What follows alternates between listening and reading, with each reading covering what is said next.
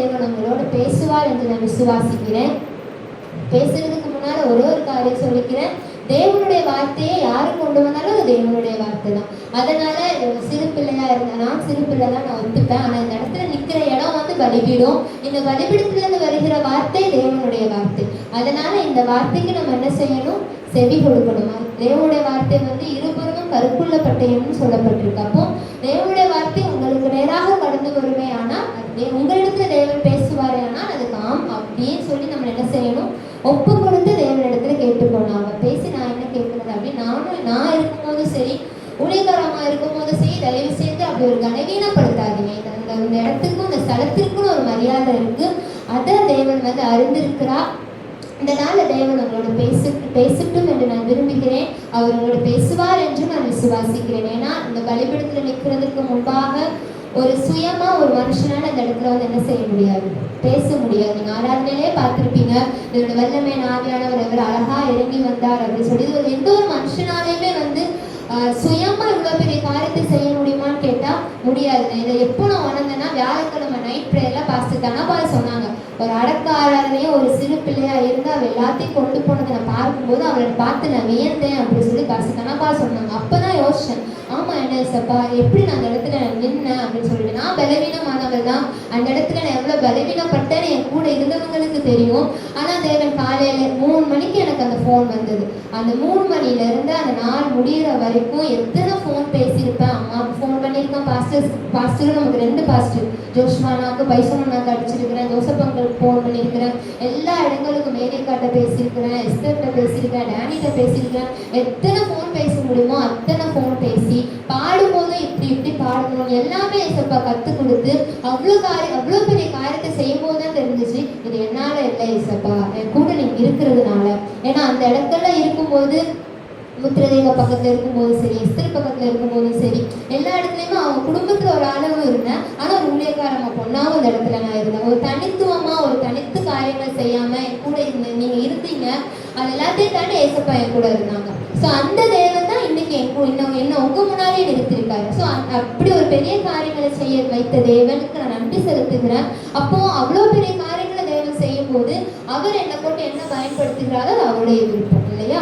அப்போ அவருனால என்ன வார்த்தைகளை சொல்லுகிறாரோ அந்த வார்த்தைக்கு நீங்க கண்டிப்பாக செவி கொடுக்கணும். ஏன்னா நம்ம திருச்சபையில சில மாற்றங்கள் வரணும். திருச்சபையில சில காரியங்களை தேவன் விரும்புகிறார். நம்ம திருச்சபையை தேவன் பரிசுத்தப்படுத்த விரும்புகிறார். அந்த காரியங்கள் எல்லாம் நம்ம திருச்சபையில நடக்கணும்னா அவரோட வார்த்தைகளுக்கு கண்டிப்பாக என்ன செய்யணும்? நம்ம செவி கொடுக்கணும். அதனால கண்களை மூடி நம்ம ஜெபிக்க போகிறோம். பரிசுத்த ஆவியானவரே, நான் பேசுறவங்களையோ நான் பார்க்க போறது இல்லை. நீங்க என் கூட பேசணும். இந்த நாள் ஆராதனைக்கு தானே வந்தோம், தேவனை பார்க்க தானே வந்தோம். தேவ ஆவியானவரே, உங்களோட வார்த்தை எனக்கு நேராக வெளிப்படுத்தப்படட்டும். நீர் என்னை மறுத்து வெளிப்படுங்க. எங்களுக்கல்ல கர்த்தாவே, எங்களுக்கல்ல அவருடைய நாமத்தை மகிமைப்படுத்தும்படி இந்த நாள் அந்த வல்லமை ஆவியானவர் இறங்கி வந்தீரே. அந்த பிரசன்னம் இந்த இடம் முழுவதையும் ஆளுகை செய்யட்டும். எல்லா மாம்சமான எண்ணங்கள் இந்த இடத்தை விட்டு அணைஞ்சு போகட்டும் என்று சொல்லிக்கிறேன் அப்பா. இந்த இடம் முழுவதையும் என்னுடைய பிரசன்னம் ஆளுகை செய்யட்டும். நீ மாத்திரம் கூட இருந்து வழிநடத்துவீராக. நீர் பேசி எழுதுவீராக. இயேசுவின் மூலம் சொல்லிக்கிறோம் நல்ல பிதாவே, ஆமென், ஆமென். வாசிக்கலாம். மத்தேயு 13வது அதிகாரத்தை எடுத்துக்கொள்வோம். நான் உங்களுக்கு ஒரு கேள்வி கேட்கிறேன். இயேசு அவமானப்படுத்தப்பட்டாரா? ஆமா இல்லையா? ஆமா. இயேசு எப்போ அவமானப்படுத்தப்பட்டார்? சிலுவையில. கரெக்ட் தானே? இல்ல, சிலுவை இல்லாம அவர் பேசினதை வச்சு அவர் அவமானப்படுத்தப்பட்டாரா? அவருடைய போதனைகள்ல யார் இவர் ஏன் இப்படி பேசுறாரு இயேசுவை பத்தி கேட்டாங்களா? கேட்கலையா? கேட்டாங்க. கேட்டாங்க. அவர் யாரு, அவர் ஏன் இப்படி பேசுறாரு அப்படி சொல்லி கேட்டவங்களும் உண்டு. இப்ப அதுதான் வாசிக்க போறோம். மத்தேயு 13வது அதிகாரத்துல 40, 41, 42 வாசிக்கலாம். அதனால் கலைகளை சேர்த்து அக்கினியா சுட்டெரிக்கிறது போல மனுஷகுமாரன் தம்முடைய தூதர்களை அனுப்புவா.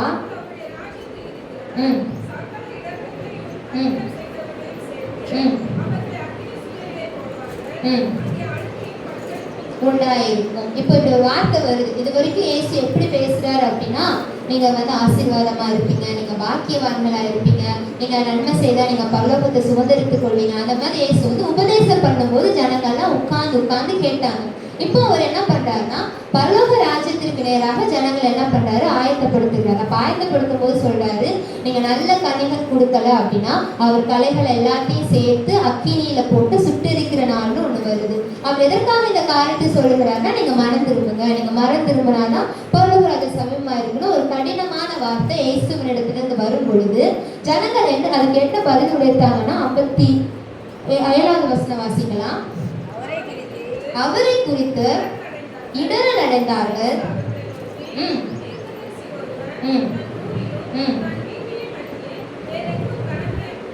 கனவீனம் அடையான் என்றார். தீர்க்கதரிசி ஒருவன் கனவீனம் அடைகிற ஒரு இடம் என்ன, தன் சொந்த ஊர், தன் சொந்த வீடு தான். இதை ஏன் இதனால உங்க மத்தியில நான் பேசுகிறேன் அப்படின்னா, தேவன் எனக்கு சில காரியங்களை வெளிப்படுத்தினேன். எனக்கு அந்த ஏன் அந்த வியாழக்கிழமை பிரேத என் கண்ணுக்குள்ளேயே நிற்கு அப்படின்னா, அவன் ஏன் இப்படி பேசுறா, அவன் இதனாலதான் இதை சொன்னான் அப்படின்னு நிறைய வாக்கு சொல்ல நிறைய பேச்சுகள் உங்க மத்தியில வந்து போகுது. இது வந்து ஒருத்தர் சொல்லி எனக்கு தெரியப்படுத்துகிறது இல்லை, தேவ ஆவியானவர் எனக்கு தெரியப்படுத்துகிறது.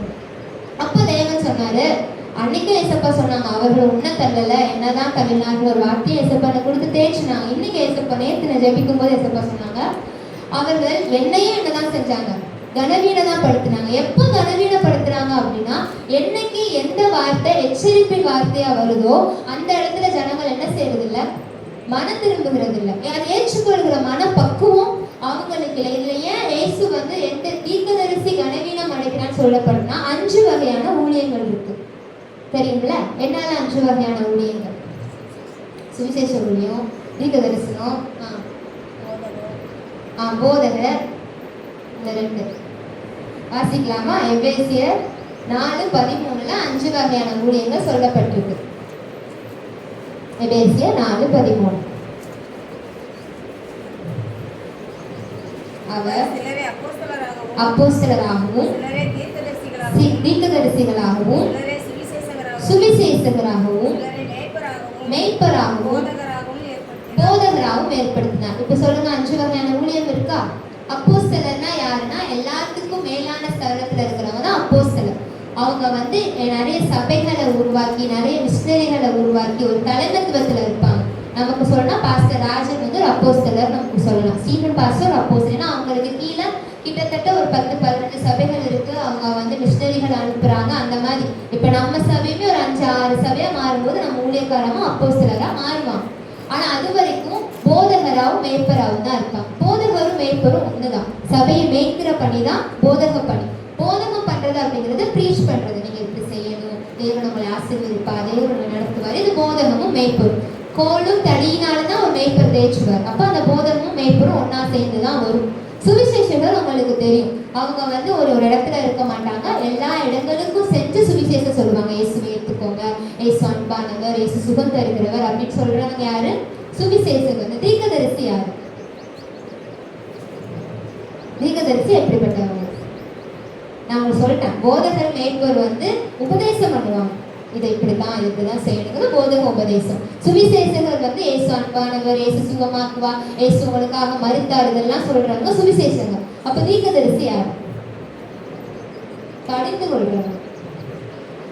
சரியா? கடிந்து கொள்ளுதெல்லாம் தீர்க்கதரிசி. நீங்க எல்லா இடங்களையும் பார்க்கும்போது இஸ்ரவேல் ஜனத்தை வந்து தேவன் எப்பப்பெல்லாம் திட்டுறாரோ அப்பெல்லாம் தீர்க்கதரிசிகள் மூலமா தான் கடிந்து கொள்ளுவாங்க. அப்போ நீங்க உங்க பிள்ளைங்க இருக்காங்க, சாப்பாடு கொடுத்துக்கிட்டே இருக்கிறீங்க, சரியா? பிள்ளைங்க வேண்டியதெல்லாம் நீங்க கொடுக்குறீங்க, ஐஸ்கிரீம் கொடுக்குறீங்க, பிரியாணி கொடுக்குறீங்க, எல்லாமே கொடுக்குறீங்க. மருந்து ஒண்ணு கொடுப்பீங்களா, கொடுக்க மாட்டீங்களா?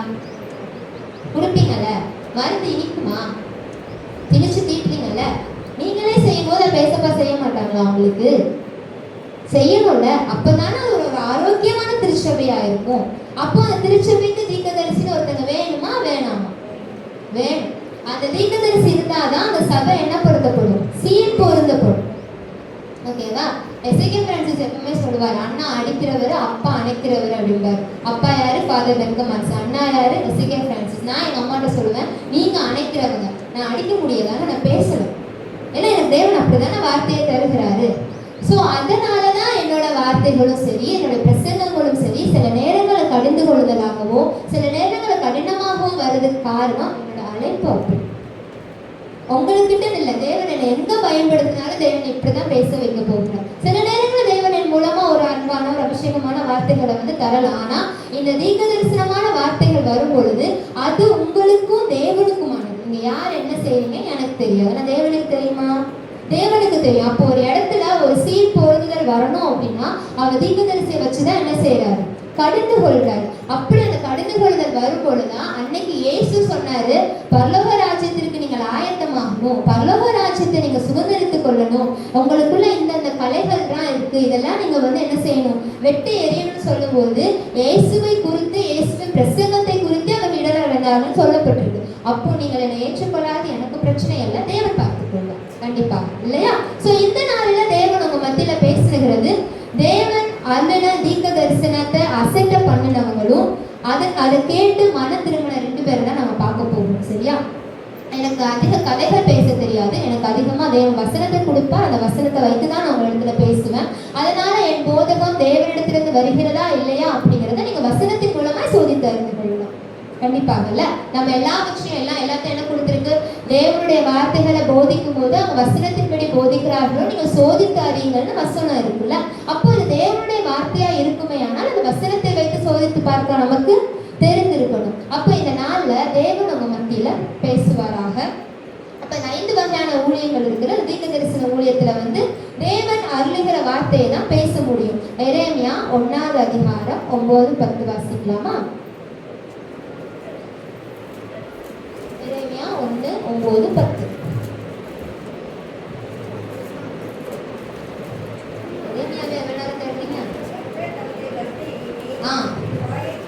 என் வாயை தொட்டு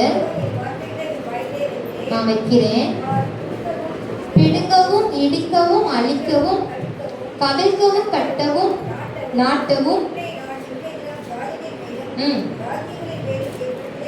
கர்த்தர் என்னுடனே சொன்னார். இதுதான் ஒரு தீர்க்கதரிசியோட அழைப்பு. எப்படி இருக்குன்னா, தேவன் போடுகிற வார்த்தையை மட்டும்தான் அவங்க பேச முடியும். என்னோட வாயில தேவனுடைய வார்த்தையை வந்து என்ன செய்த தேவன் வைத்திருக்கிறார். அது சில பேரை கட்டும், சில பேரோட காரியங்களை அது இடித்து அது மறுபடி கெட்டும். அதனால இந்த நாள தேவனுடைய வார்த்தை உங்களுக்கு நேராக வருமையானால் பார், இதோ பிடிக்கவும் கட்டவும் அழிக்கவும் நாட்டவும் அப்படிங்கிற மாதிரி எல்லா செயல்களும் இந்த நாள திருச்சபையில நடக்கணும். தேவ ஆவியானவர் உங்களை திருச்சபைக்கு போதகமாக, திருச்சபைக்கு ஒரு பாத்திரமாக என்ன செய்யணும், இந்த நாளில உங்களை மாற்றணும். அப்ப நம்ம 2 காரியங்களை பார்க்க போறோம். எங்கெங்க தேவன் தீர்க்கதரிசியை பயன்படுத்தினா அந்த பயன்படுத்தின இடங்கள்ல ஜனங்கள் எவ்விதமா செயல்பட்டாங்க, ஜனங்கள் செயல்பட்டதுனால தேவன் செய்த காரியங்கள் என்னன்னு 2 காரியங்கள் நம்ம மிகவும் அதிகமா சீக்கிரமா பார்த்துட்டு நம்ம முடிச்சிடலாம். முதல் காரியம் 2 நாளாகமும் 20:20.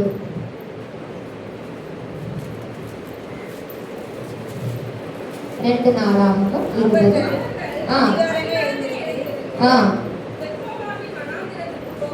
புறப்பட்டார்கள்.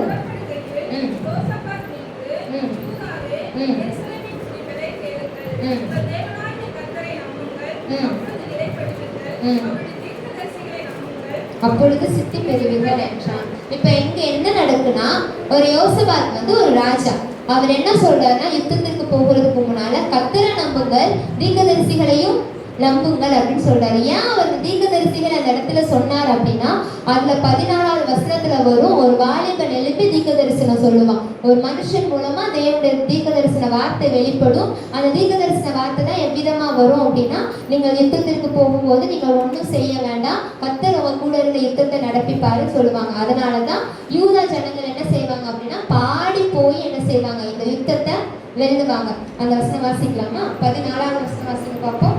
அப்பொழுது சபையின் நடுவில் இருக்கிற அத்தலியாவின் குமாரனாகிய ஏயேலின் மகனான பெனாயாவுக்கு பிறந்த சகரியாவின் புத்திரன் யாகாசியேல் என்னும் ஆசாபின் புத்திரரில் ஒருவனான லேவியன் மேல் கர்த்தருடைய ஆவி இறங்கினதினால் அவன் சொன்னது சகல யூதா கோத்திரத்தாரே. 17 வசனம் 17. இந்த யுத்தத்தை பண்ணுகிறவர்கள் நீங்கள் அல்ல, யூத மனுஷரே, எருசலேமின் ஜனங்களே, நீங்கள் தரித்து நின்று கர்த்தர் உங்களுக்கு செய்யும் ரட்சிப்பை பாருங்கள், பயப்படாமலும் கலங்காமலும் இருங்கள்,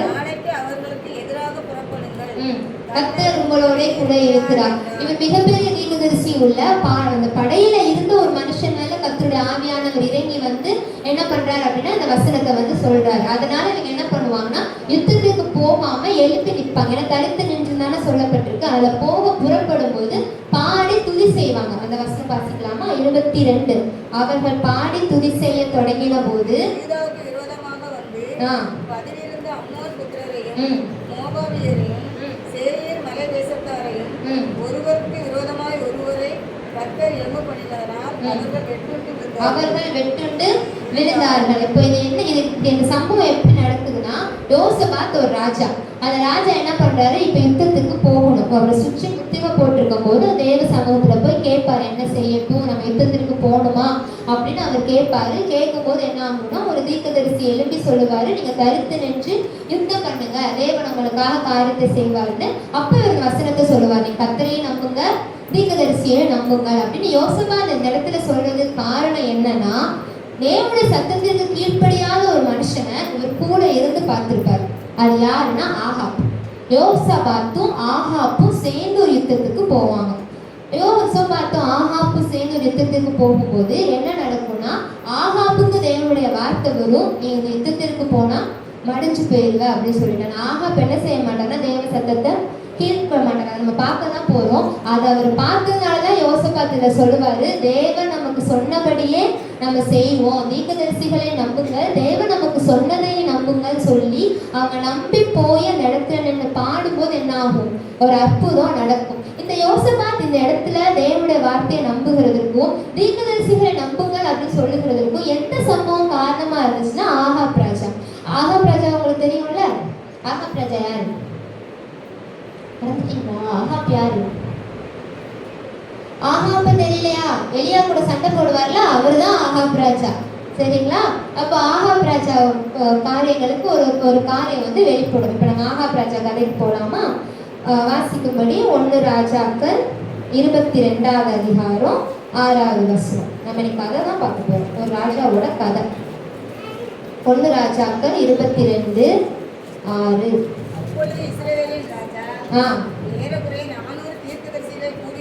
அந்த இஸ்ரவேலின் ராஜா தான் ஆகாப் ராஜா. நான் கீலேயாத்தில் உள்ள ராமோத்தின் மேல் யுத்தம் பண்ண போகலாமா, போகலாகாதா என்று அவர்களை கேட்டதற்கு அவர்கள் போம், ஆண்டவர் ராஜாவின் கையில் ஒப்பு கொடுப்பார் என்றார்கள். அடுத்த வசனம், பின்பு யோசபாத் நாம் விசாரித்து அறிகிறதற்கு இவர்களே அல்லாமல் கர்த்தருடைய தீர்க்கதரிசி வேற யாரும் கூட்டு வந்த 400 தீர்க்கதரிசி கர்த்தருடைய தீர்க்கதரிசியா இல்லையா?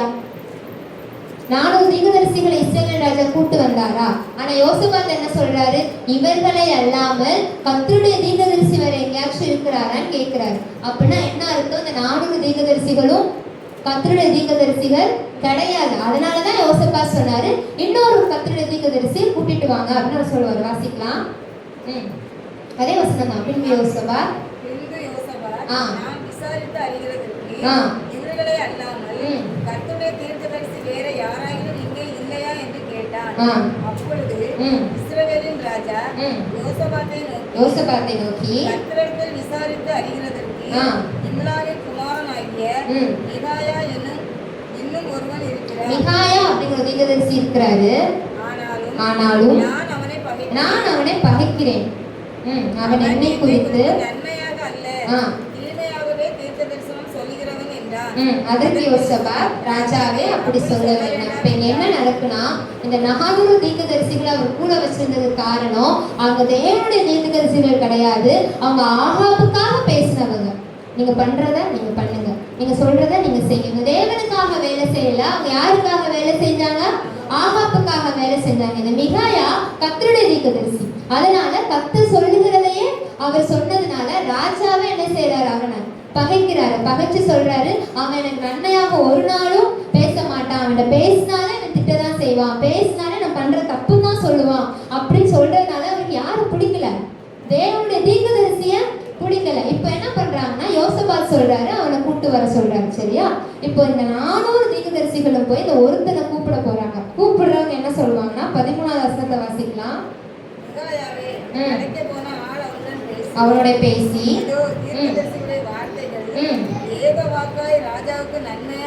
ராஜாவுக்கு நன்மையா இருக்கிறது, உம்முடைய வார்த்தையும்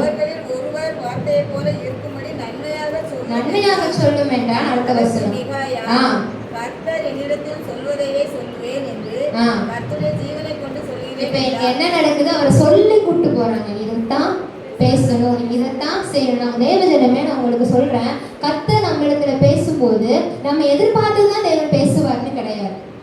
உங்களுக்கு விரும்பி ஒரு காரியத்தை நீங்க கேட்பீங்க, தேவனுக்கு அது தெரியும், தேவன் இதை வந்து செஞ்சா என் பிள்ளைக்கு நல்லதா கெட்டதா அப்படின்னு சொல்லிட்டு, அப்ப தேவன் என்ன பண்ணுவார்னா அது வேணான்னு சொல்லிட்டாருன்னா, இவங்க இதை வேணான்னு சொன்னதுனால அந்த ஆளை நீங்க கெட்டவங்களா மாத்திடக்கூடாது. இவங்க ஜெபிச்சா இவங்க இப்படித்தான் சொல்லுவாங்க, இவங்ககிட்ட இப்படி போனா இவங்க இப்படித்தான் பேசுவாங்க, அதனால நம்ம அவங்க கிட்ட ஜெபிக்கவே போக வேணாம் அப்படிங்கிற மாதிரி திருச்சபையோட சூழ்நிலைகள் இங்கே இல்லை, எல்லா இடங்களையும் அப்படித்தான் இருக்குது இல்ல. அப்போ இவங்க என்ன பண்றாரு, ஆகாவை பார்த்து இவர் நாங்கள் ஆகாவுக்கு நன்மையா அவர் தீர்க்க தரிசனம் சொன்னாரா தீமையா தீர்க்க தரிசனம் சொன்னாரா? நியாயப்படி பார்த்தா மிகாயா தான் நன்மையா தீர்க்க தரிசனம் சொன்னது. நீ யுத்தத்திற்கு போக வேண்டாம் அவருக்கு அதுக்கப்புறம் சொல்லுவாரு, சரியா? ஆனா அது அவர் ஆகாப் ராஜாக்கு எப்படி இருந்தது? தீமையா இருந்துச்சு. அவர் வந்து என்ன பண்ணுவார் அப்படின்னா, அவன் யார் என்ன சொல்றதுக்கு, அவர் ஏன் என்ன 400 பேர் பேசினதை காட்டிலுமா அவன்கிட்ட தேவன் என்ன செய்ய போறாரு, பேசிட போறாரு சொல்லிட்டு மிகாயாவை கூப்பிடும் போதே சொல்லுவாங்க, ஆகாப் ராஜாவுக்கு நன்மையானபடியே பேசும், நன்மையானபடியே சொல்லும். அப்ப மிகாயா சொல்லுவாரு, நான் தேவன் சொல்லுகிறதான் சொல்லுவேன் அப்படி சொல்லிட்டு அவர் என்ன சொல்லுவாருன்னா 17வது வசனம் வாசிக்கலாம். அப்பொழுது அவன் இஸ்ரவேல் எல்லாரும் மேய்ப்பன் இல்லாத ஆடுகளைப் போல மலைகளிலே சிதறடிக்கப்படுவதை கண்டேன். அப்பொழுது கர்த்தர், இவர்களுக்கு எஜமான் இல்லை அப்படின்னா அந்த எஜமான் அந்த இடத்துல இல்ல, எஜமான் இறந்து போகிறதா அவர் தரிசனத்துல பாக்குறாரு. இதை சொன்ன உடனே அவர் என்ன பண்ணுவாரு அப்படின்னா 24வது வசனம் வாசிங்க. அப்பொழுது கெனாயாவின் குமாரனாகிய சீதேக்கியா கிட்டே வந்து மிகாயாவை கன்னத்தில் அடித்து ஆவி எந்த வழியா என்னை விட்டு உங்களுடைய பேசும்படி வந்தது என்றான்.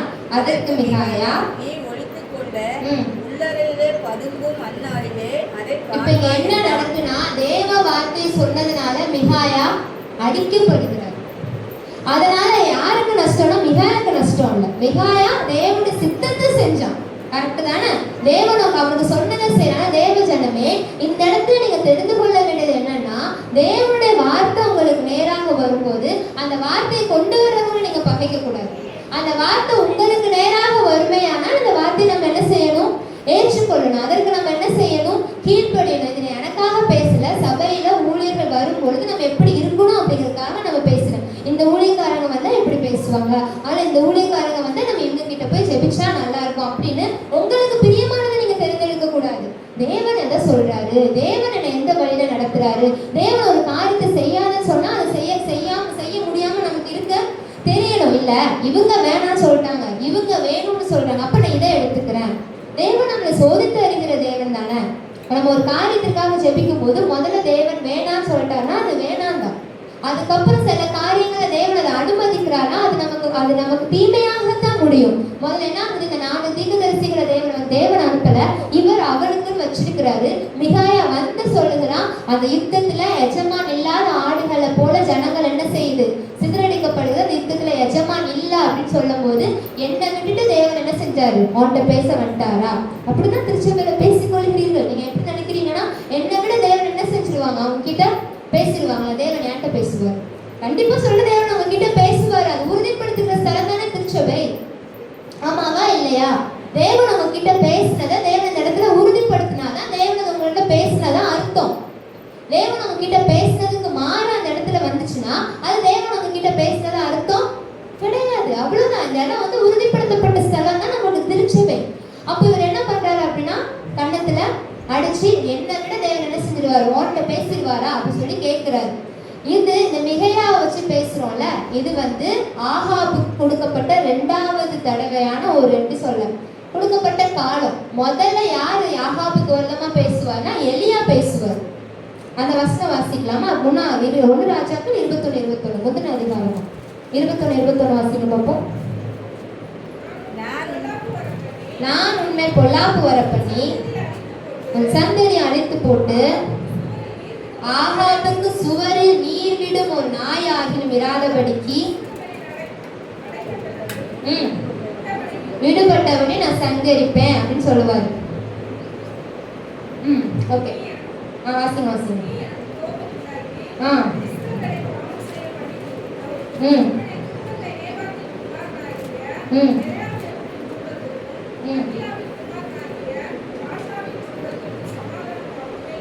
அடுத்த வருஷம் எசபேலை குறித்து கர்த்தர்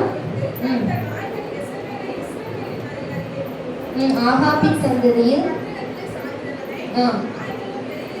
இப்போ ஆகாப்போட சாகுறவங்கள நாய்கள் தின்னும் அப்படின்னு சொல்லிட்டு எலியா மூலமா வாக்குத்தத்தம் வருது. நான் வந்து கஷ்டமான வார்த்தைகள்லாம் சொல்ல, பைபிளோட வார்த்தைகள் தான் உங்கள்கிட்ட நான் சொல்றேன், சரியா? அப்ப இவர் என்ன பண்றாரு, எலியா ஆகாப்பை பார்த்து சொல்றாரு, நீ இந்த காரியத்தை தேவனுக்கு விரோதமாக பொல்லாப்பு நீ செஞ்சதுனால உன்னோட ரத்தத்தை எது தின்னும், நாய்கள் தின்னும். அவர் அந்த இடத்துல ஆகாப் மனம் திரும்பி இருந்தார். நம்ம அடுத்து பார்க்க போறது மனம் திரும்ப ஒரு மனுஷனை பத்தி தான். இவர் வந்து மனம் திரும்பாதவர், சரியா?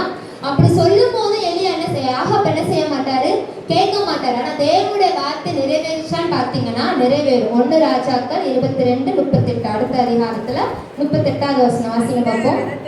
அந்த ரதத்தையும் அவருடைய கவசத்தையும்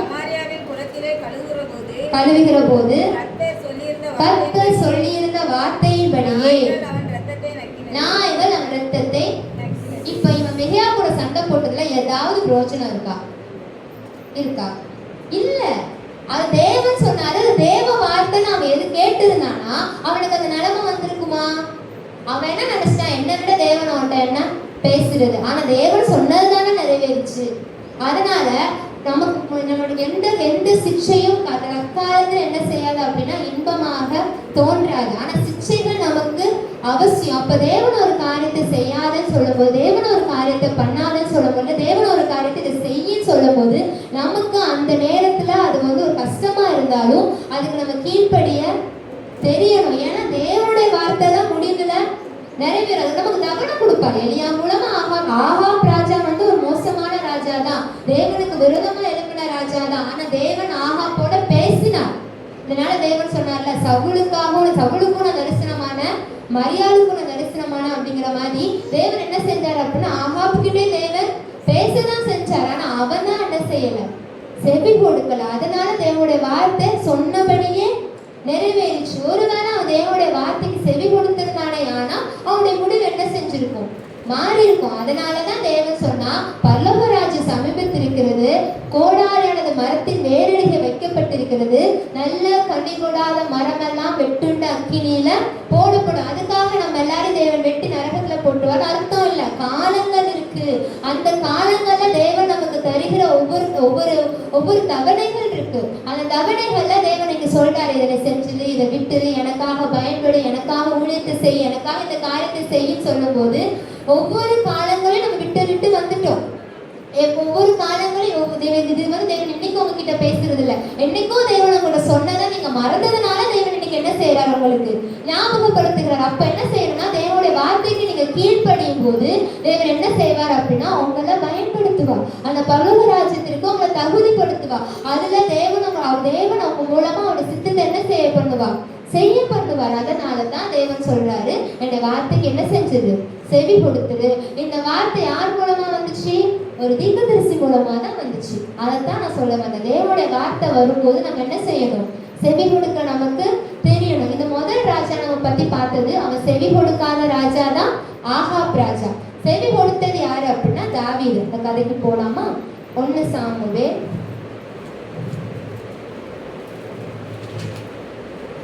2 சாமுவேல் 11:27.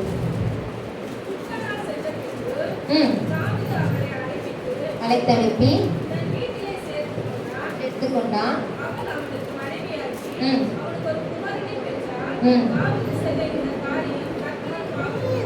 தாவீது செய்த இந்த காரியம் கர்த்தரின் பார்வைக்கு பொல்லாப்பா இருந்தது. எந்த காரியம் யாருக்காவது தெரியுமா? எல்லாருக்கும் தெரிஞ்ச விஷயம் தான்.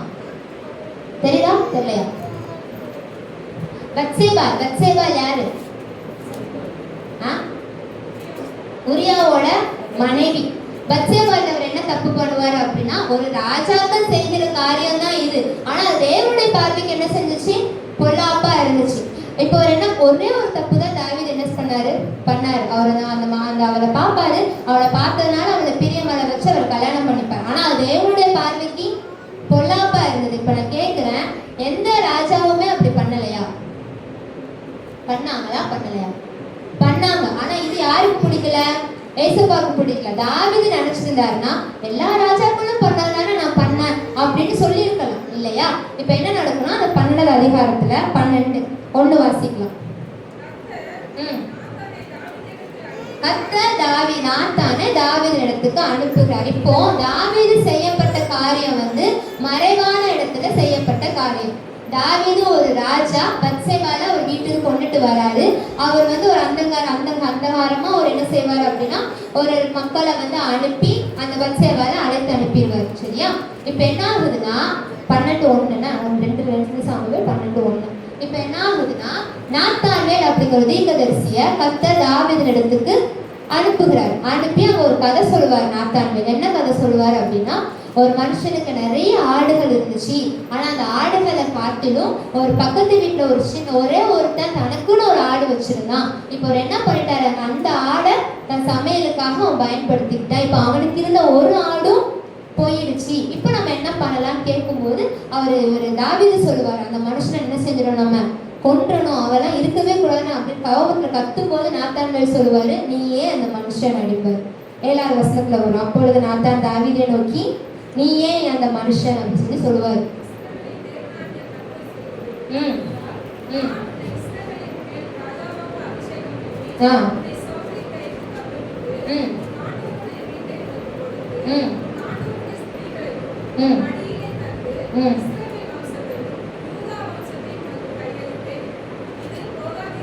ம் ம்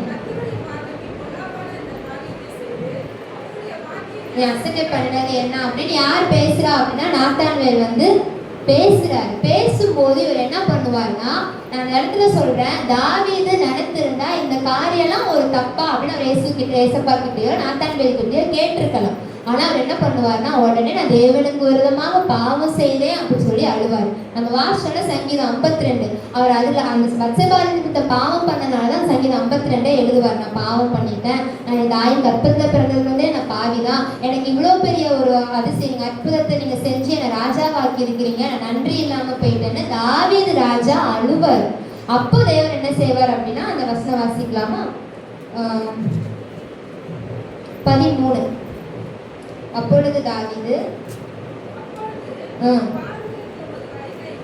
13 அப்பொழுது தாவீது நாத்தானிடத்தில், நான் கர்த்தருக்கு விரோதமாக பாவம் செய்தேன் என்றார். நாத்தான் தாவீதை நோக்கி, நீ சாகாதபடிக்கு கர்த்தர் உன் பாவம் நீங்க செய்தார். இப்ப என்ன ஆகுதுன்னா, ஆகாபுக்கும் நடந்த காரியம் தான் இங்கேயும் வருது. ஆகாபுக்கு தேவன் என்ன செஞ்சார் அப்படின்னா, நீ தேவன் பார்வைக்கு பொல்லாப்பானதை செய்த, நீ மனம் திரும்பதான் தேவன் சொன்னார், அவன் கேட்கல. இங்கேயும் என்ன செய்வார் அப்படின்னா, நீ இறந்து போவதான் தாவீதுக்கும் பேசுவார். தன்னுடைய பத்சேபாவிலிருந்து பிறந்த பிள்ளை வந்து இறந்து போகும் அப்படின்னு தான் பேசுவார். ஆனா இவர் என்ன செய்வார்னா, தேவனுக்கு விரோதமாக பாவம் செய்தேன்னு சொன்னபடினால அந்த பாவம் உன்னை விட்டு நீங்கும்படி செய்தார் அப்படின்னு தேவன் என்ன செய்வார் அப்படின்னா, அவனுக்கு திரும்பி பேசுவார். இந்த நாள நம்ம கிட்ட கேட்க வருது, தாவீது ராஜா வந்து தன்னுடைய பாவத்தை என்ன செஞ்சாரு, ஒத்துக்கிட்டாரு. தாவீது ராஜாவாவது நம்ம பாவம் செய்யறது போறது இல்லை. ஆனா நம்ம திருச்சபையில இருக்கிறதும் நமக்குள்ள இருக்கிறதும் மிகப்பெரிய பாவம் வீணான வார்த்தை. பத்சேபாள் மேல ஒரு ஆசை வச்சார். ஓகேவா? அந்த காரியம் தான் அவருடைய பார்வைக்கு பொல்லாப்பானதா இருந்துச்சு, தேவனுடைய பார்வைக்கு பொல்லாப்பானதா இருந்தது. இன்னைக்கு திருச்சபையில இருக்கிற காரியம் என்ன அப்படின்னு பாத்தீங்கன்னா, வீணான வார்த்தை. நம்முடைய நினைவுகள், நம்முடைய செய்கை, நம்முடைய பேச்சு எல்லாத்தையும் தேவன் என்ன செஞ்சிருக்கிறாரு, அறிந்திருக்கிறார். தாவீது பண்ண அந்த மறைவான காரியத்தை தேவன் அறிஞ்சு நாத்தான்வேலை அனுப்பி அவர் என்ன செஞ்சாரு, திருத்தினார். அப்ப அதே போலதான் நம்ம செய்கிற மறைவான காரியங்களும் தேவன் என்ன செஞ்சிருக்கிறார், அறிந்திருக்கிறார். அதனாலதான் நம்மளை திருத்தும்படிக்கு தேவன் என்ன இந்த நாள்ல உங்களிடத்திற்கு நேராக அனுப்பி இருக்கிறார். வாசிக்கலாம். எபிரேயர் 4:13. நம்ம நினைவு, நம்ம பேச்சு, நம்ம செய்கை எதுவுமே அவருக்கு மறைவானது இல்லை. எபிரேயர் 4:13.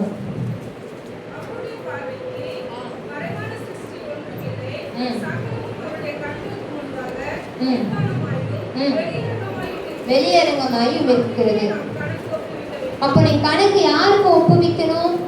தேவனுக்கு ஒப்புவிக்கணும். தேவனுக்கு மறைவான காரியங்கள்னு ஒன்றுமே இல்லை. தேவன் உங்களுடைய பார்வைகளை அறிந்திருக்கிறா, உங்க சிந்தனைகளை தேவன் அறிந்திருக்கிறா, உங்க நினைவுகளை தேவன் அறிந்திருக்கிறா, நீங்க பேசுகிற பேச்சுகளை தேவன் என்ன செய்திருக்கிறா, அறிந்திருக்கிறார். இது எதுவுமே தேவனுக்கு மறைவாக இருக்கிறது இல்லை. அன்னைக்கு தாவீது செய்த ஒரு மறைவான தப்ப தேவன் என்ன பண்ணார், நாத்தான்வேலை அனுப்பி அது கண்டிக்கிறதுக்காக அனுப்புறார். கரெக்டா? அதுக்காக அவனை தண்டனை கொடுத்தாரா தாவீதுக்கு? இல்ல. தேவன் என்ன செஞ்சார் அப்படின்னா, அவனை சீர்பூர்ந்த பண்ணினார். அப்ப இந்த நாள்ல தேவ வார்த்தை உங்களுக்கு நேராக வறுமையானா தேவன் உங்களை தண்டிக்கிறதற்காகவோ உங்களை கடிந்து கொண்டு பேசுகிறதுக்காகவோ அல்ல. தேவன் உங்களை சீட் பொருந்த பண்ணணும்னு நினைக்கிறார். அப்போ எதுவுமே தேவனுக்கு மறைவான காரியம் அல்ல. நீங்க என்ன செய்றீங்க, உங்க தொழில்கள் என்ன, நீங்க எப்படி ஜெபிக்கிறீங்க, உங்க ஜெப வாழ்க்கை எப்படி இருக்கு, எல்லாமே என்ன செய்யும், தேவனுக்கு தெரியும். எல்லா விஷயம் குறித்து நம்ம தேவனுக்கு என்ன செய்யணும், கணக்கு ஒப்புவிக்கணும். வீணான வார்த்தை என்ன செய்யக்கூடாது, நமக்குள்ளேயோ நம்ம குடும்பத்துக்குள்ளேயோ காணப்படக்கூடாது. எபேசியர் 5:6-7 வாசிக்கலாமா? அப்படியே வேறொரு இடத்திலும்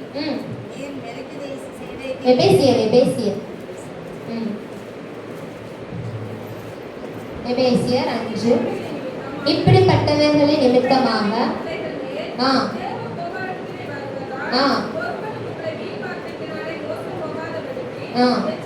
எச்சரிக்கையாயிருங்கள், அவர்களுக்கு பங்காளிகள் ஆகாதிருங்கள். புறஜாதிகள் மேல தேவ கோபாக்கினை வர்றதுக்கு முக்கியமான காரணமே அவங்களுக்குள்ள இருக்கிற அந்த வீணான வார்த்தை தான். எதை வீணான வார்த்தை சொல்லணும் அப்படின்னா, முக்கியமா அவங்க தேவன் என்ன செய்ய மாட்டாங்க, நம்பல. அதனால தேவனுக்கு விரோதமாக தான் புறஜாதிகள் என்ன செய்வாங்க, பேசுவாங்க. நம்ம யாரை நம்புறோம், தேவனை நம்புகிற நாமே தேவனுக்கு விரோதமாக பேசலாமா? பேசுறோம். வீண் வார்த்தைகள் நமக்கு, அதுதான் தேவன் சொல்றாரு, வீண் வார்த்தைகள். அதனால அவர்களுக்கு நீங்க என்ன செய்யாதுங்க, பங்காளிகள் ஆகாதீருங்க. அப்ப நம்ம எப்படிப்பட்டவர்களா இருக்கணும் அப்படின்னா 9-10 வாசிக்கலாமா? அதே அதிகாரம் தான்.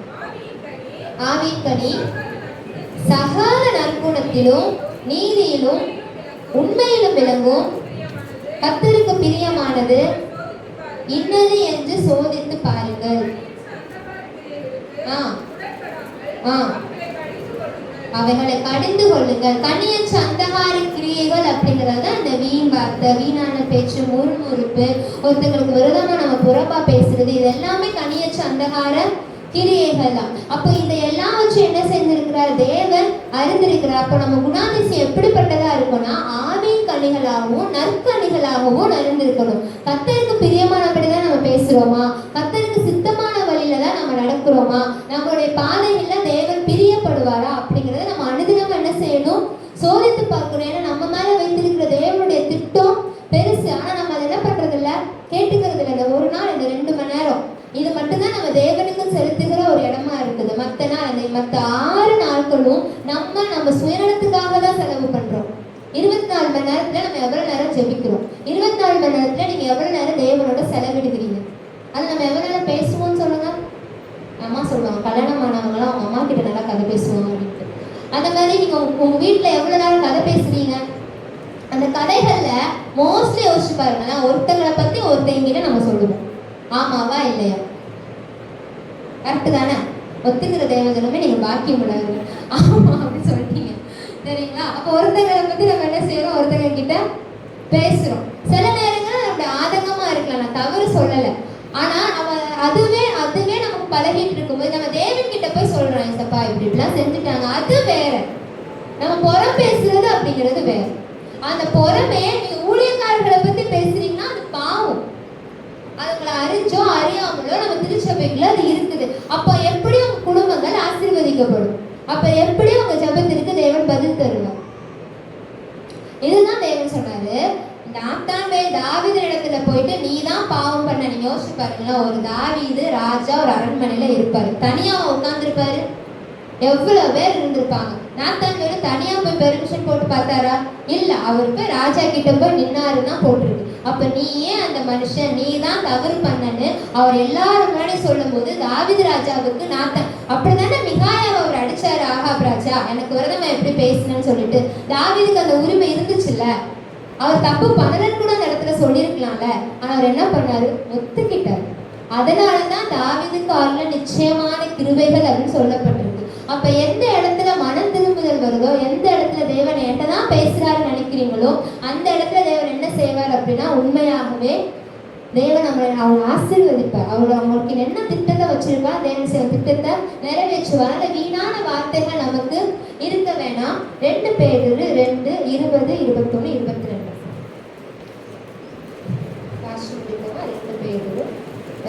நீங்கள் குற்றம் செய்து அடிக்கப்படும் போது 2 பேதுரு 2:20 கர்த்தரும்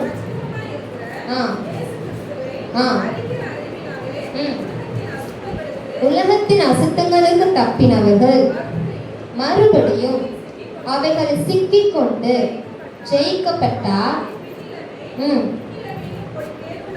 இதுல என்ன சொல்லப்பட்டிருக்கு?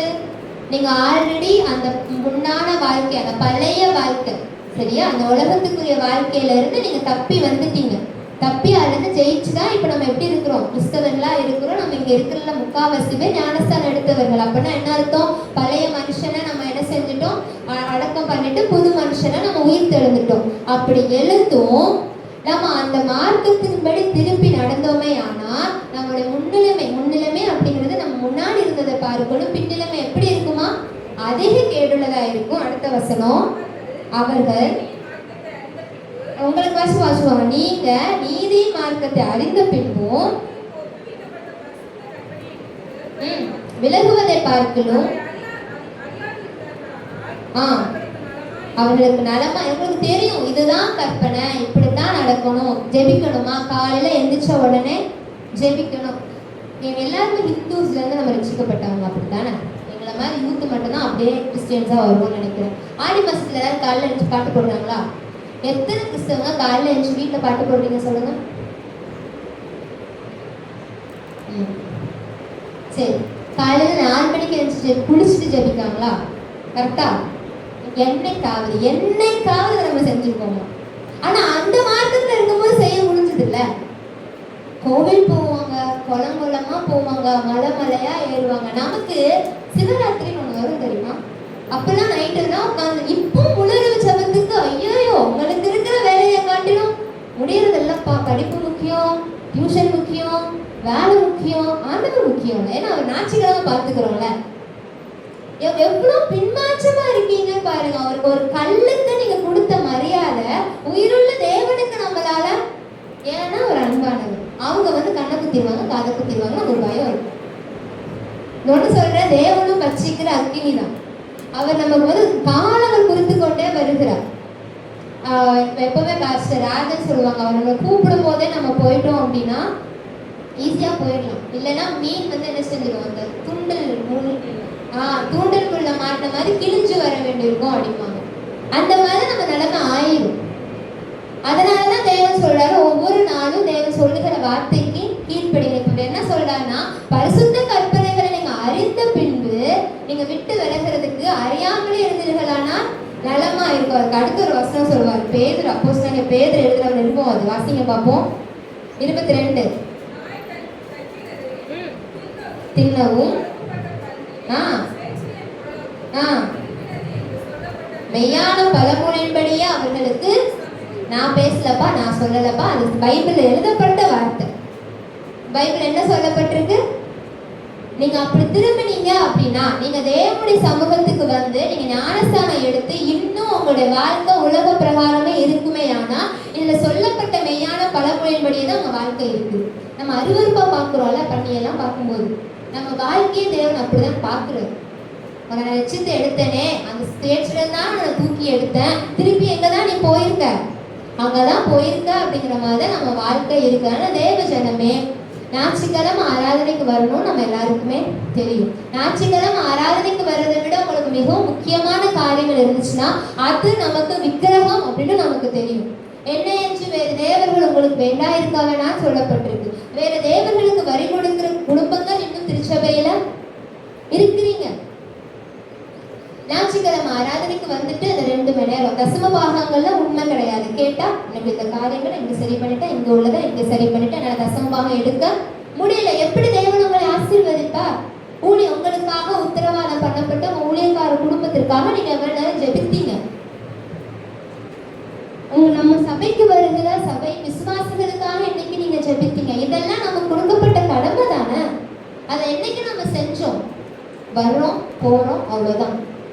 நம்ம எல்லாம் ஒரே குடும்பம். இந்த குடும்பத்துல ஒரு சரீரம் பலவீனப்படுமையானா இன்னொரு சரீரம் போய் அவங்கள தாங்கணும். இதுதான் திருச்சபைக்கு இருக்கப்பட்ட ஒரே அஸ்திபாரம். ஆனா இது எல்லாத்தையும் நம்ம என்ன செஞ்சுட்டோம்? வர்றோம், ஆராதிக்கும், போயிடுவோம். அந்த ஆராதனையில சில பேர் தூங்கிடுவீங்க, அந்த ஆராதனையில சில பேர் வேற உலகத்துக்கு போயிடுவீங்க. எப்படி ஜெபிக்க முடியும்? 7 நாள் உலக வாழ்க்கை, இந்த 2 மணி நேரத்துல தேவ பிரசனம் உங்களை நிரப்பிடுமா? தேவ பிரசன்னம் உங்களை நிரப்பல அப்படின்னா நீங்க தேவனோட இல்லைன்னு அர்த்தம். நீங்க வளர்க்கிற ஒரு ஆட்டுக்குட்டின்னு வச்சுப்போம், சரியா? நீங்க பாசமா வளர்க்குற ஒரு ஆட்டுக்குட்டி தான் உங்களோட வச்சிருக்கிறீங்க. திடீர்னு அந்த ஆட்டுக்குட்டி போய் சேத்துல விழுந்துருச்சு. பரவாயில்ல, தூக்கி வச்சு கட்டி அணைச்சிப்பீங்களா? 4 அடி போட்டு பண்ணுவீங்களா இல்லையா? அது கழுவி அதுதானே தேவனும் பண்ணுறாரு. தேவன் பண்ணா வேற காரியம், நீங்க பண்ணா அது வேற காரியமா? தேவன் பண்ணாதே நீங்க பண்ணிட போறீங்க. அவருடைய சாயல் தானே நம்ம. அப்ப ஏன் நம்ம தேவனை விட்டு தூரம் போகும்போது உங்க இருதயத்துல நம்ம ஜெபிக்கல அப்படி ஒரு எண்ணம் ஏன் உங்களுக்குள்ள வர்றதில்லன்னு எனக்கு புரியல. தேவனோட தான் நீங்க இருக்கிறீங்களா திருச்சபையே? தேவன் இன்னைக்கு வருவாரே, ஆனால் அவருடைய வருகைக்கு உங்களால செல்ல முடியுமா? ஒருவேளை கைவிட பட்டுட்டோன்னு வச்சுப்போமே, அதுக்கப்புறம் இந்த உலகம் எப்படி இருக்குன்னு உங்களுக்கு தெரியும். அந்த அந்த அந்த வேதனை காட்டிலும் வேற வேதனை நமக்கு இல்ல. அந்த ஒரு எண்ணமே நமக்கு இல்லாம ஓடணும் ஓடணும் ஓடணும். எதற்கும் ஓடணும். பைபிள் ஒரு வசனம் உண்டுல, இந்த உலகம் முழுவதும் நீ ஆதாயப்படுத்தி கொண்டாலும் உன் ஆத்மாவை நஷ்டப்படுத்தினால் உனக்கு லாபம் என்ன? சம்பாதிக்கிறோம், சாப்பிடுறோம், சம்பாதிக்கிறோம். எதுக்கு? தேவனுக்காக நம்ம என்ன செஞ்சோம்? திருச்சபைக்காக நம்ம என்ன செஞ்சோம்? ஊழியத்திற்காக நம்ம என்ன செஞ்சோம்? எந்த ஒரு எண்ணமுமே நம்ம யாருக்குமே கிடையாது. அதனாலதான் தேவன் இன்னைக்கு சொன்னாரு, நான் எப்படி அவங்களை திருப்பி வந்தேனோ அதெல்லாம் அவங்க மறந்துட்டு திருப்பி எப்படி போயிட்டாங்க? பழைய வாழ்க்கையில தான் இருக்கிறாங்க. அதே புறம் பேசுறது, அதே வீணான வார்த்தை, அதே பெருமை பேச்சு, அதே உலக வாழ்க்கை. அப்ப தேவன் ஏன் அவங்களை தெரிந்து கொண்டார்? தேவன் ஏன் அவங்க மேல ஒரு அபிஷேகத்தை வைத்தார்? தேவன் அவங்க மேல வைத்திருக்கிற ஒரு திட்டம். அவர் உங்களை ஒரு இடத்துல வச்சிருக்காரு அப்படின்னா அந்த இடத்துல அவருடைய நாமம் மகிமைப்படணும் தான் அவங்க கொண்டு போய் வச்சிருக்காரே தவிர அது உங்க சுய பிரயாசத்தினாலேயோ சுய முயற்சினாலேயோ கிடையாது. அப்போ என்ன இந்த இடத்துல ஏசப்பா வச்சிருக்காங்களா? என்ன இந்த இடத்துல இங்க இருக்கிற இவ்வளவு பேருக்கு நான் சுவிசேஷம் சொல்லணும், என்னைக்காவது நம்ம யோசிச்சிருக்கோமா? என்னைக்காவது வாய்ப்பு நம்ம சுவிசேஷம் சொல்லியிருக்கோமா? திருச்சபை வளரல, திருச்சபைக்கு ஆத்துமாக்கள் வரணும்னா ஒரு கையால என்ன செய்ய முடியாது? ஓசை எழுப்ப முடியாது. திருச்சபையும் அதை ஒத்துழைக்கணும்.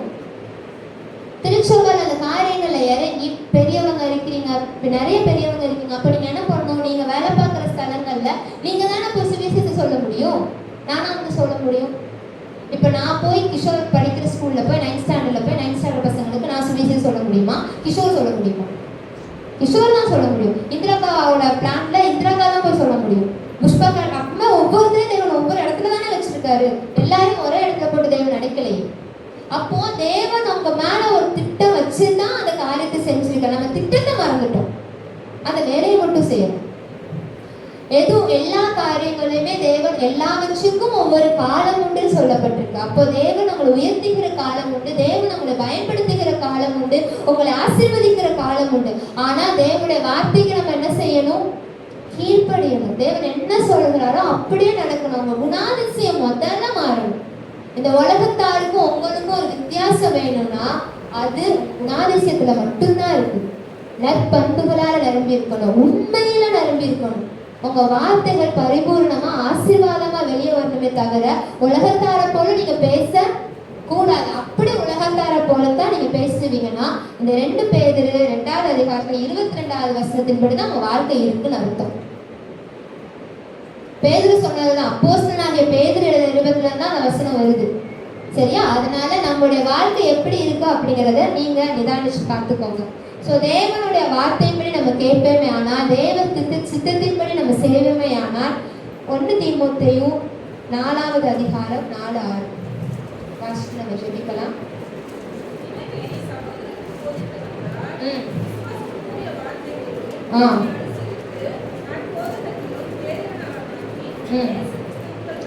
ஏசு கிறிஸ்துவுக்கு நீ நல்ல ஊழியக்காரனா இருப்பார். உங்க மேல நான் சொன்னல இந்த 5 வகையான ஊழியங்கள் அப்படிங்கிறது நம்ம திருச்சபையில எல்லாருக்குமே இருக்கணும். நம்ம எல்லாருமே தேவன் வந்து ஒரு நல்ல ஊழியக்காரனாக தான் வைத்திருக்கிறார். தேவன் என்ன செய்வாங்க? நம்ம திருச்சபை விரிவாக்கும் போது உங்க ஒவ்வொருவருக்கும் தேவன் ஒவ்வொரு பொறுப்பை தர ஆயத்தமா இருக்கிறார். நம்ம தான் ஆயத்தமா இல்ல. அப்போ நீ கிறிஸ்து இயேசுவுக்கு நல்ல ஊழியக்காரனா இருப்பா என்ற வார்த்தையின்படி அதுக்கு மேல வசனம் வரும். 4-5 வாசிக்கலாமா? தேவன் படைத்ததெல்லாம் நல்லதா இருக்கிறது, படுமாகி ஒன்றும் தள்ளப்படத்தக்கதல்ல, தேவ வசனத்தினாலும் ஜபத்தினாலும் பரிசுத்தமாக்கப்படும். தேவ வசனத்தினாலும் ஜபத்தினாலும் நீங்க பரிசுத்தமாக்கப்படுவீங்க. தேவனுக்கு இருக்கிற ஒருத்தரையும் தேவன் என்ன செய்ய போறதில்ல, தள்ளப்படுகிறதில்ல. தேவன் படைத்த நீங்கள் எல்லாரும் தேவனால ஆசீர்வதிக்கப்பட்ட ஜனங்களா தான் இருப்பீங்க. ஆனா தேவனுக்கு பிரியமான வழியில் ஆசீர்வதிக்கப்பட்டிருக்கிறீங்களா அப்படிங்கிறது உங்களையும் தேவனையும் சார்ந்தது. தேவன் வந்து உங்களை யாரும் என்ன தள்ள போறது கிடையாது. தேவ வசனத்தினால ஜபத்தினால அவர் உங்களை என்ன செய்வார்? பரிசுத்தப்படுத்தி சரி செய்வார். சரி செய்து தேவன் உங்களை எப்படி வைப்பாரா? நல்ல ஊழியக்காரனாக தேவன் வைப்பார். ஒவ்வொருவரும் நம்ம ஊழியம் செய்வோம். நம்ம இருக்கிற இடங்கள்ல நம்ம தேவனுக்கு செய்கிற பணியே ஊழியம் தான். தேவன் எனக்கு இந்த வேலையை தந்திருக்கிறாரு, அதனால இந்த வேலையை நான் செய்கிறேன்னு ஒரு நினைப்புல நீங்க செஞ்சீங்கன்னு வச்சுக்கோங்களேன், அதுவே ஊழியம் தான். தேவன் உங்களை செய்கிற ஒவ்வொரு காரியத்திலையும் காரியங்கள் எல்லாம் அன்போடு செய்யப்பட கடவுது. அப்படி அந்த காரியத்துல தேவனுடைய அன்பினால நிறைவேறவங்களை நீங்க செய்தீங்கன்னா அது ஊழியம் தான். தேவனை பத்தி ஒருத்தங்களுக்கு நீங்க சொல்லுகிறீங்கன்னா அது ஊழியம் தான். தேவனுக்காக ஒரு காரியத்தை நான் வேண்டாம் ஏசப்பா, இது எனக்கு லாபமான அனைத்தையும் கிறிஸ்துவுக்காக நஷ்டம் வச்சு விட்டேன்னு விட்டீங்கன்னா அதுவும் ஊழியம் தான். சோ தேவனுக்காக நீங்க நல்ல ஊழியக்காரர்களா இருக்கும்படி தேவன் என்ன செஞ்சிருக்கிறார்? உங்களை அழைச்சிருக்கிறார். அதனால ஆகாப போல மனந்திரமாகவே இருக்க போறீங்களா? தாவீத போல இல்ல ஏசப்பா, இது வரைக்கும் நான் இப்படி இருந்துட்டேன், என் திருச்சபையில நான் ஒரு தடையா இருக்கக்கூடாது, என் திருச்சபையில ஒரு அடையாளமா இருக்கணும்னு நீங்க விரும்பினீங்கன்னா தேவன் உங்களை தமது ஊழியக்காரராக நிலைப்படுத்த ஒரு உண்மை உள்ளவராக இருக்கிறார். ஒவ்வொரு மேலேயும் தேவ திட்டம் இருக்கிறது. நான் அப்படி இருக்கேன், நான் அப்படி இருக்கேன் அப்படின்னு நீங்க சொல்ல முடியாது. தேவன் என்ன செஞ்சாரு? மோசேயை திக்குவாயும் மந்தனாவும் உள்ளவர். அவர் 6 லட்சம் ஜனங்களுக்கு தலைவனாக வச்சிருந்தாரு. பேதுரு படிக்காதவர்னு போடப்பட்டிருக்கு. மீனவனாகிய பேதுருவை தான் அப்போஸ்தலனாக தேவன் செஞ்சாரு. பேதுருவை மாற்றினாரு. 3000 ஜனங்களுக்கு முன்பாக நின்று பேசினாரு. எப்படி பேசிருப்பாருன்னு யோசிங்க. இந்த இடத்துல மைக்கெல்லாம் பேசினா அதை தாண்டி கீழே கேட்காது. 3000 ஜனங்களுக்கு பேதுரு பேசினாரு. அப்ப அவர் சத்தம் எப்படிப்பட்டதா இருந்திருக்கும்? அவர் எவ்வளவு அழகா தேவனுக்காக பயன்படுத்தப்பட்டார். எப்படின்னா அர்ப்பணிப்பு. தேவனுக்காக நம்மளை விட்டு கொடுக்கிற பாத்திரம் தான் என்ன செய்ய முடியும்னா பயன்படுத்த முடியும். தேவன் ஒரு பாத்திரத்துல நீங்க அழகா பிரியாணி வைக்கணும்னு நினைக்கிறீங்க, அந்த பாத்திரம் கேவலமா இருக்குன்னு வச்சுப்போம், பிரியாணி வைக்க முடியுமா? முதல்ல என்ன செய்யணும்? கழுவணும். தேவன் உங்களை ஆசீர்வதிக்க தான் விரும்புறாரு. தேவன் உங்களை பயன்படுத்த தான் விரும்புறாரு. தேவன் உங்க மூலமா மகிமைப்பட தான் விரும்புறாரு. முதல்ல என்ன செய்யணும்? பாத்திரம் சுத்திகரிக்கப்படணும். உங்க பாத்திரம் சுத்திகரிக்கப்பட்டாதான் தேவனால் சொல்லப்பட்ட வார்த்தைகள் உங்களுக்கு நிறைவேற முடியும். அதனால தேவ ஜனமே எல்லாரும் முழங்கால் படிக்கிட்டு நீங்க இந்த வேலையில தேவனுக்கு நேராக பேச போறீங்க.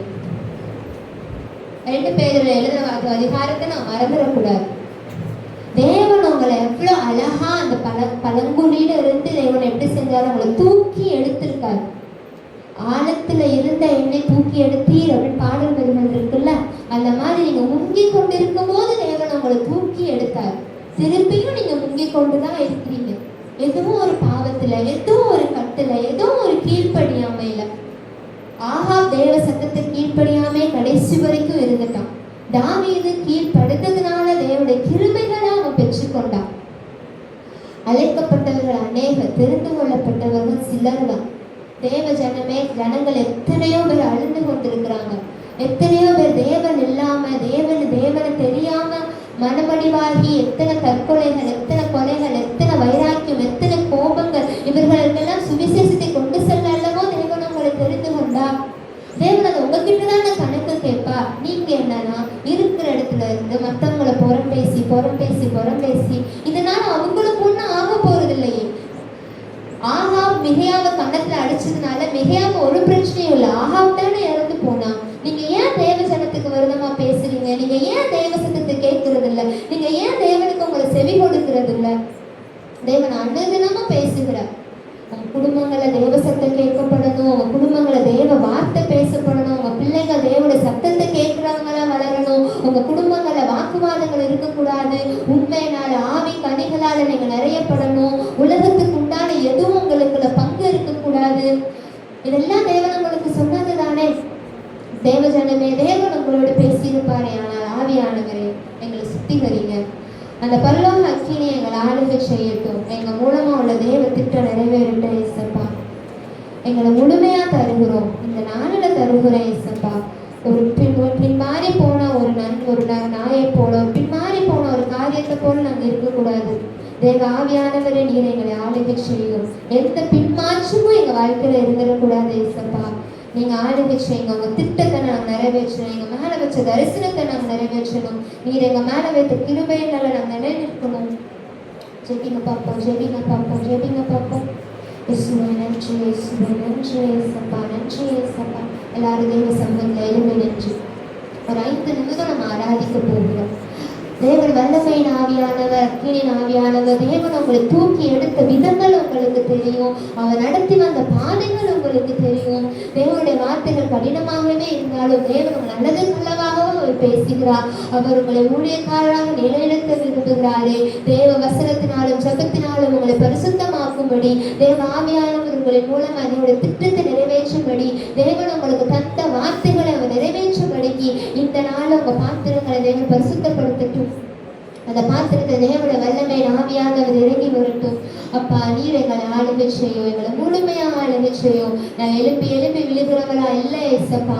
உமக்காக நான் வைராக்கியமா ஓடணும், உமக்காக நான் அதிகாலையில் எழுப்பி ஜெபிக்கணும். உங்க பத்தி நான் எல்லாருக்கும் நான் சொல்லணும். என் வாழ்க்கை உங்க பற்றினதா உங்க வெறுமைப்படுத்துகிறதா மாறணும். நன்றி இயேசுவே, நன்றி இயேசுவே, நன்றி இயேசுவே, நன்றி இயேசுவே. எலியாவின் ஜெபத்துக்கு பதில் தந்தீரே, இறங்கி வந்தீர் அக்கினியாய். எலியாவின் ஜெபத்துக்கு பதில் தந்தீரே, இறங்கி வந்தீர் அக்கினியாய். இருந்த அனைத்தையும் சுட்டெரித்தீரே, இருந்த அனைத்தையும் சுட்டெரித்தீரே. எங்களின் குற்றங்களை எரித்து விடும், எங்களின் குற்றங்களை எரித்து விடும். அக்கினி நெருப்பாய்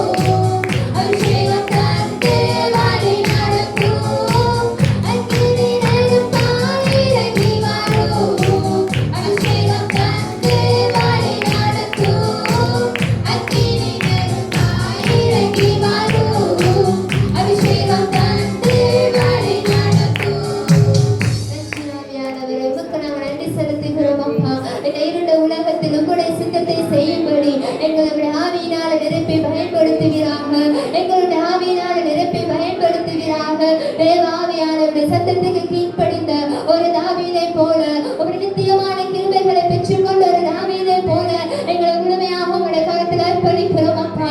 எங்களை முழுமையாக உங்களுடைய கருத்தில் அர்ப்பணிக்கிறோம் அப்பா. ஆமென் அப்பா. உங்களுடைய இந்த உலகத்தில் உங்களுடைய சித்தத்தை செய்யும்படி நீர் எங்களை பயன்படுத்துவீராக, நீர் எங்களை பயன்படுத்துவீராக. எஸ்ஐயா நாவை தொட்டது போல எங்களை நாவை தொட்டருவீராக. எல்லா வீணான வார்த்தைகளுக்கு எங்களை விலக்கி பாதுகாத்தருளும். தேவ வார்த்தைகள் எங்கள் வாயில அருளப்படட்டும், தேவ வார்த்தைகள் எங்கள் வாயில அருளப்படட்டும். உங்களுடைய வார்த்தைகளை நாங்கள் வெளிப்படுத்தணும் அப்பா. எங்க வார்த்தைகள் காயம் கட்டுகிறதா வெளிப்படட்டும், எங்க வார்த்தைகள் சுகமாக்குகிறதா வெளிப்படட்டும், எங்க வார்த்தைகள் வல்லமை போன்றதா வெளிப்படட்டும், எங்க வார்த்தைகள் உமக்கு பிரியமானதா வெளிப்படட்டும் அப்பா. நீர் எங்களை ஆளுகை செய்யும் அப்பா, நீர் எங்களை ஆளுகை செய்யும் அப்பா, நீர் எங்களை ஆளுகை செய்யும் அப்பா. ஆமென் அப்பா. எங்க சித்தப்படி அல்ல, எங்கள் விருப்பப்படி அல்ல, எங்களுக்கு பிரியமானபடி அல்ல, உமக்கு பிரியமானபடி நடக்க, உமக்கு பிரியமானபடி நடக்க ஆவியானவர் எங்களை கற்றுத் தந்து நடத்துவீராக. ஆவியானவர் எங்களை கற்றுக் கொடுத்து நடத்துவீராக. நடத்துகிற பாதையில நடக்க முழுமையாக அர்ப்பணிக்கிறோம், முழுமையாக அர்ப்பணிக்கிறோம் அப்பா. நீர் எங்களை நடத்துவீராக, நீர் எங்களை நடத்துவீராக. எங்கள் ஆவி எங்கள் ஆத்துமா சரீரத்தை நீர் பொறுப்படுத்திக் கொள்ளும். பரலோக ராஜ்யத்தை சுதந்தரிக்கும்படி ஆவியானவர் எங்களை பரிசுத்தப்படுத்தி நடத்தும் அப்பா. நன்றி இயேசுவே, நன்றி இயேசுவே, நன்றி இயேசுவே. ஒரு சீர் பொறுத்து நடத்து